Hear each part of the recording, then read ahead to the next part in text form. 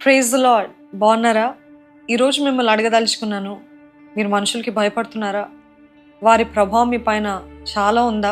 నన్ను ఎన్నోసార్లు ఆకట్టుకున్న ఈ మాట, నాకు దైవ భయం పుట్టించిన ఈ మాట, మొదటి సమూయేలు గ్రంథము 15 అధ్యాయం 24 సౌలు ఇలాగన్నాడు, జనులకు జడిసి వారి మాట వినినందున నేను యెహోవా ఆజ్ఞలను నీ మాటలను మీరి, అంటే సమూయేలు ఒక మాటలను మీరి పాపము తెచ్చుకుంటుని.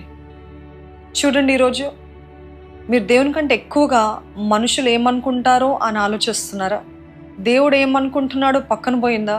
ఎప్పుడు చూసినా వీళ్ళేమనుకుంటారో వాళ్ళని సంతోషపెట్టాలి, వీళ్ళని సంతోషపెట్టాలి, ఇలాగ చేయకపోతే వారి ప్రేమను కోల్పోతామేమో, వారి మెప్పులు కోల్పోతామేమో అని ఎప్పుడు చూసినా మనుషుల కోసం మీరు చేస్తున్నారా?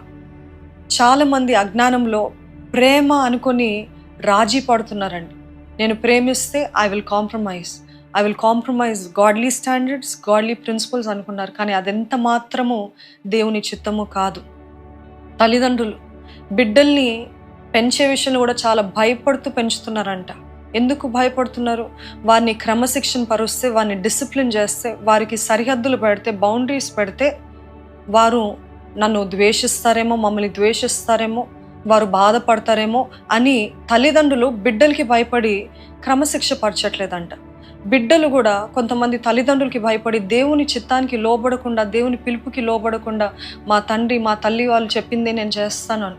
ఒకవేళ అది తండ్రి చెప్పేది దేవుని చిత్తంలో ఉంటే తప్పకుండా చేయండి, కాదు అనట్లేదు. కానీ దేవుడు మీకు ఒక పిలుపు, దేవుని చిత్తము మీ ఎడల బయలుపరిచి అయినప్పటికీ కూడా నేను వీని సంతోషపెట్టాలని చేస్తుంది ఎంత మాత్రం దేవుడికి నచ్చదని జ్ఞాపకం చేసుకోండి. ఈనాటి కాలంలో చూడండి, యవనస్తులు అంటారు, వారి ప్రేమికుల కోసం ఎంతైనా రాజీ పడుతున్నారు, వారి దేహాలు అప్పచెప్పేస్తున్నారు. ఎందుకు అని అంటే వారు బాధపడతారు, లేకపోతే వారు నన్ను విడిచి వెళ్ళిపోతారేమో, లేకపోతే వేరొకరిని ప్రేమిస్తారేమో అని చెప్పి they are living a compromised life. Why? Out of fear of man, out of fear of people. What are you doing out of fear of people? సామెతలు 29 అధ్యాయం 25 చెప్తుంది, fear of man is a trap. తెలుగులో అయితే అది అంతగా వివరంగా రాయబడలేదు, కానీ భయపడుట వలన ఉరి కలుగును అని ఉంది, కానీ మనుషుల భయము వలన ఉరి కలుగుతుందని జ్ఞాపకం చేసుకోండి.